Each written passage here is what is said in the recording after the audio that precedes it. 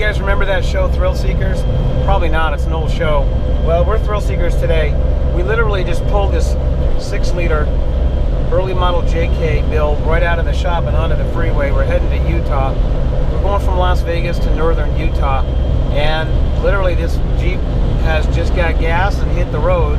We're going to see how it goes. We'll check the economy. You know, the last couple of drives that we did were with LTs, 8 speeds, 10 speeds. GM just dropped the L96 out of the lineup, which is too bad because it's a great motor. This is a new crate engine. This customer was lucky to get one before they were discontinued. We do have a couple of left in our inventory, but once they're gone, they're gone. So we'll track the economy and performance and be back. I can hear those light bars singing in the wind. We're about halfway from Las Vegas to Park City. We've been bombing along here at about 80 miles an hour for, I don't know, an hour and a half. The speedometer on this vehicle's off about 6 miles an hour, so we're going 80. But notice we're at 2,600 RPM. This vehicle is definitely overgeared. I'd like to see that tachometer down about 2,300 at 80. So, as is pretty normal in Utah this time of the year, we ran into some snow and bad weather. High winds mainly. So we're fighting a headwind and really cold temps. So the mileage on this 6.0 hasn't been spectacular. We're pushing just about 12 miles to the gallon, but we have been cruising at about 80 miles an hour. We're running low-grade fuel, and we're also running some pretty steep gears. My guess is if he were to remove some of the drag on this vehicle, gear down numerically, I think he could pick up a couple of miles to the gallon easy. But the 6.0 is really very drivable. It's very docile, and even spinning it up at 2,500 RPM is very, there's no stress, there's no drama associated with it. It's not like a Pennstar revving up to 5,000 or 4,000. I said in the last video that we talk more about gearing. It's an important subject, and there's a lot of variables. The weight of your Jeep, where do you operate your Jeep, what engine you have, what tire size you have, altitude and all that. So we're going to get more into depth in that subject. So our trip from Las Vegas to Park City and back went without a hitch, as I would expect with a 6-liter. There really were no concerns. There were some observations. The gearing in this Jeep is pretty short, meaning it's spinning the engine up. At 80 miles an hour, we are pushing about 2,500 RPM. And as we talked about in the last couple of videos, in order to get the most out of your V8, you really need to gear it properly. I think he's running, and I'm guessing here, 37s with maybe 513s. It's got too much gear in it for regular use. Here's the thing, this Jeep might have too much gear or it might not. It just depends what he's going to do with it. Now, cruising at 80 miles an hour down the highway, the gears are too short. But if this guy's towing a trailer up in the mountains, it might be just what he wants. Or if he trailers it to the trail and back, then these gears are going to work perfect. So let's talk a little bit about our recommended gearing. And when I say overall gearing or a general gear, what I'm talking about is the average guy who drives on the highway and then off-roads, maybe on the weekend, a couple of days a week. He's not in Colorado going over the 12,000 foot passes while towing a trailer. We're talking about a Jeep that's based anywhere from sea level to 3,000 or 4,000 feet. You drive it every day to work, you get it on the highway, and you go off-road occasionally. There, of course, are other factors like the weight of your Jeep, and the larger the tire, the heavier they are. So if you've got a 32-inch tire, even a 34 or 5-inch tire, you might be 100, 125 pounds per corner, but then you step up to a 40 or 42, you could be pushing 1,000 pounds of wheels and tires. And remember, you have to accelerate and decelerate those. So that can also have an effect on the gear ratio versus RPM calculation. So with the smaller tires, let's say a 32, you're perfectly fine going with a 321 or a 373. I ran 321s in a 5.3 JK for 100,000 miles, and that Jeep got excellent gas mileage. We were turning about 1,700 RPM on the highway. It was a manual transmission JK, so it had those tall gears in it. And it worked great. Now, did it launch really hard? No, not really, but it launched hard enough. And on the highway, it would occasionally downshift. But those small tires were just such a light load. And I noticed this with the minivans and stuff. With these really small tires that don't require a lot of energy to turn them, you can get away with some really tall gears. And GM is putting really tall gears in the new Suburbans and Escalades and all that, even down into the 2s. So with the small tires, you can kind of choose. If you want good highway economy, go with the 321. You want a good all-around gear, go with maybe a 355. If you want to have some good performance, go with the 373. Now let's step up to where most of you guys are at with a 35-inch tire. That's where I was at for a long time.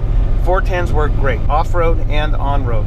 It's going to put you right about 2,000 RPM at 70 miles an hour, maybe 2,300 RPM at 80 miles an hour.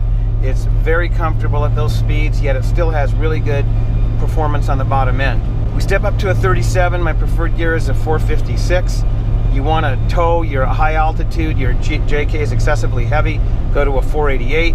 You want to do long highway cruising, go to a 410. I've got 410s with 37s in my personal JK now, and I'm getting about 17, 18 miles to the gallon on the highway. My Jeep is light, it doesn't have a lot of drag on it, and I like the 410 gears. They work just fine. We step up to 40s. Maybe your Jeep's heavy, you got 1 tons hydraulics. The 513 makes a great overall gear.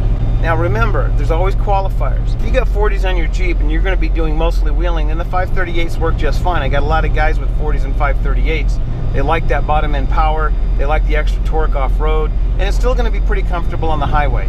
You might sacrifice a little bit of economy, but it's not really that big of a deal. And here's the other side of it. We have 6, 8, and 10-speed transmissions. When you were stuck with a 4-speed transmission and a 3.8, it was really bad when the thing had a downshift because it might jump up 1,000 RPM, and you only got 4 choices of gears. So one gear may not be optimal. In fact, no gear may be optimal. It might not like 3rd and it might not like 4th.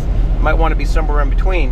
And that's exactly what these high gear transmissions do. So you'll notice the 10-speed and the 8-speed, they might run in 6th, they might run in 7th, they might run in 8th, whatever, but they just run where they're comfortable, and you have that choice. You don't have to upshift and you don't have to downshift. With the LTs, you have the cam phasing, which also helps. Instead of downshifting the transmission, it phases the cam. So you have a lot more options. Now you have to take the technology into account. The early LS with a 6-speed without VVT versus a late model LT1 with a 10-speed, they're somewhat different. But they're all V8s and they all have larger cubic inches than the stock engines, and they have more gears than the 4 and the 5 speeds. So anything you do is not going to be as dramatic as if you had the V6 with a 4 or a 5 speed. I see guys with 35s and 538s with a V6, and they're always screaming, going up and down the mountain passes. They're always revving up, and yeah, the Penstars will pull your JK up those hills at 70, 80 miles an hour. I've done it, but a V8 will do the same thing at a much lower RPM and in much more comfort. So if you were to have 35s and 538s in your V8, it's just not going to be that comfortable. So let's talk about some of the factors that can affect the gearing. If you have a JK that's really heavy, you got full steel skid plates, rock rails, steel bumpers, winch, the whole 9 yards, you're probably going to be adding 800, 1,000 pounds plus to your vehicle. Altitude, if you're at sea level in Miami or Los Angeles, the air is thicker than it is at high altitude, let's say 10,000 feet. They say you lose about 3% air density per 1,000 feet. So at 10,000 feet, you're losing about 30% of your air density, which is about 30% of your power. You can gain a little bit of that back by gearing down a size. And I tell my customers in Colorado to do that, especially the guys living up there at 6,000 feet plus. Most of them tow little utility trailers. You want to step down one size in gearing. Tire size. Like I said, a little tire is a lot easier to spin than a big tire. So it's not proportional. The larger tire you go, there's a geometric progression in the weight of that wheel on tire. Stepping up from a 513 to a 538 with a 40 is not going to be as dramatic as if you stepped up from, let's say, a 410 to a 456 with 35s. We have to talk about the transmission because transmission is critical in gearing. All of the LS and LT transmissions that we support have a 4-to-1 or lower first gear. 4-to-1, 4.6-to-1. If you look at the Chrysler transmissions, the 4 and the 5 speeds, they're about 3-to-1. So we're 25% lower in that first gear, which means now we can go to a taller final axle ratio and still have an overall lower overall ratio. It's interesting sometimes to watch guys get into the V8 for the first time and hit the gas pedal, because with the V6 you give it about half throttle and that just makes the vehicle move. You give it about half throttle with a V8 and any of the V8s and you chirp the tires basically. And part of that is the V8, but part of that's also that low first gear. And that low first gear is also what launches you, turns those big tires, and when you're off-road helps you negotiate the obstacles with ease. So not only does the low first gear in a transmission benefit you and giving you more diverse choices in the final drive ratio, but so does the top gear. The 6, 8, and 10 speeds all have pretty tall overdrives. 0.6, 0.66. If you look at the Chrysler transmissions, the 4 and the 5 speeds, they were about 0.8. So we got a lower low and a higher high. So this means you can run that steeper gear and get lower RPMs on the highway. The overall effect is gearing is not as critical. If you were to go from a 410 to a 456 and a V8, it's not going to be as critical as if you went from a 410 to a 456 with a V6. You have less gears, you have a taller first gear, you have a shorter high gear, so the V8 just isn't as picky. But you do want to set it up right for best economy and performance. And as far as economy goes, the taller the gear, the better, essentially. If you've got a really tall gear and you're lugging the engine and downshifting constantly, then you're going to want to step up one size in the gear ratio chart.